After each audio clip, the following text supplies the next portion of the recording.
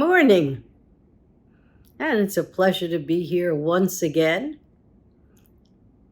Last week, I kind of railed about a show that I didn't think belonged on Broadway, was given a Tony, and I thought it had all the wrong messages. Well, that's my opinion.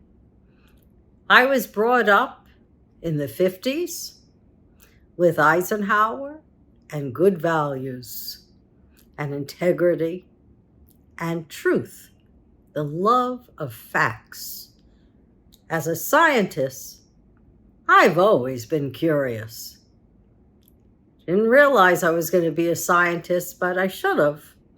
When my very first chemistry set was mine, and I played endlessly in the basement with it. I enjoyed that chemistry set immensely. And then I grew up. And lately, since the crash of 2008, I've been involved in what are the issues affecting our society. As you know, I've talked about social media platforms and the fact that our content is not our content. I have felt that this is a dreadful situation. We sign those terms and conditions, and we really don't know what are we signing. Nobody looks at all 157 pages or whatever they are as we're giving our rights away. Our rights for the corporation to decide what happens to our data, who sees our data, and what they do with it. We have no control over our data. As long as you're taking that cell phone with you everywhere, that cell phone is recording what we're doing all the time. You know, when you have a conversation with a friend and you think you're going to purchase something, all of a sudden it appears on Google. The very thing that you've been talking about. There it is, ready for us to look and click and purchase. It's a boon for the social media companies and all the corporations who benefit from them, and also for the politicians, because corporate life, whether it's social media or pharmaceuticals, the oil industry, it's seamlessly involved in the running of our government. It's been heresy to say, well, when we check off that box for our income tax, perhaps we should be leaving a little extra so that all campaigns are run at the same time with the same airtime and no corporate involvement. We haven't gotten there yet, but we could if enough people realize how dangerous it really is to have corporations run our lives and not people who are dedicated to government and are the people's servants working for us. Right now, because this is the age of surveillance capital, only the corporations matter. What we think, it's really not important. We're not the constituent. We're the person that the corporation uses. If it were up to me, they'd pay for my time. Every time my data is sold to another person, I'd like to see a little ka-chink right into my bank account, because they're using my data. Wasn't really with my consent either, because when I checked off the box, it usually says, if you don't check off the box, you can't use the app. You want to use the app, you check off the box, you don't read the terms and conditions, and voila, You have no say in your data. And it gets worse with ChatGPT. Don't think just plagiarism. I advise everyone, if you've got a friend who's got Netflix, go see Black Mirror.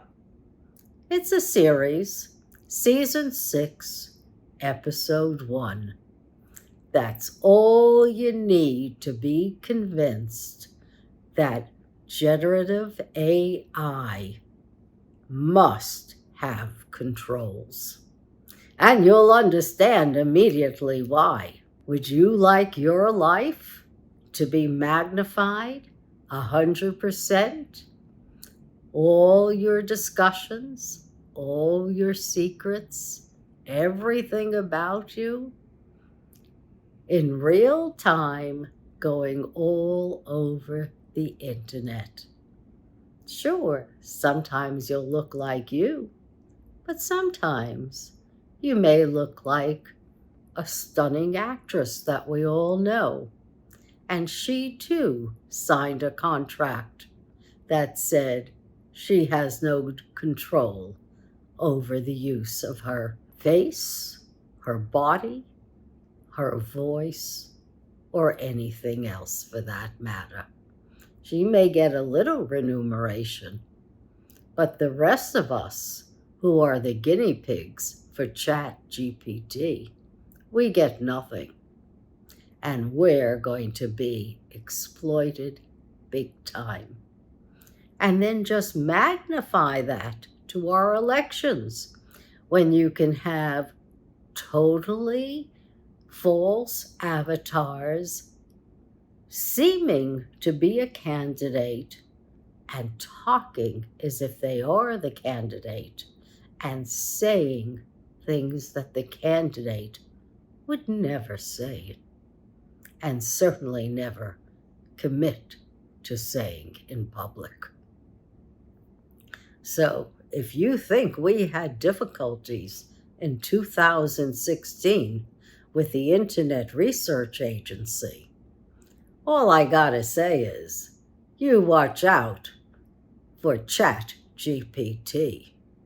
Sure, it does law briefs, but it doesn't do them always correct, and you still need humans to verify the data.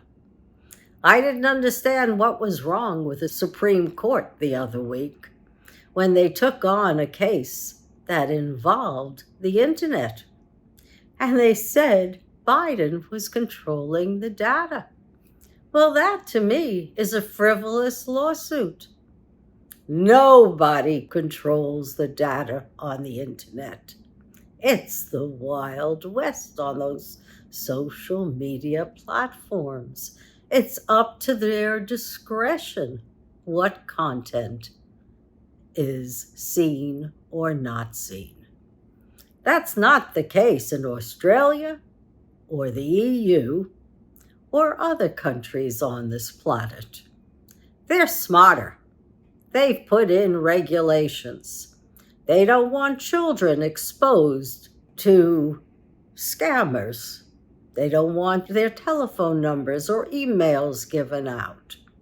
They don't even want European Union data from adults to go across the pond to us, because they've got controls in place to safeguard their citizens' data and privacy. What do? Nothing.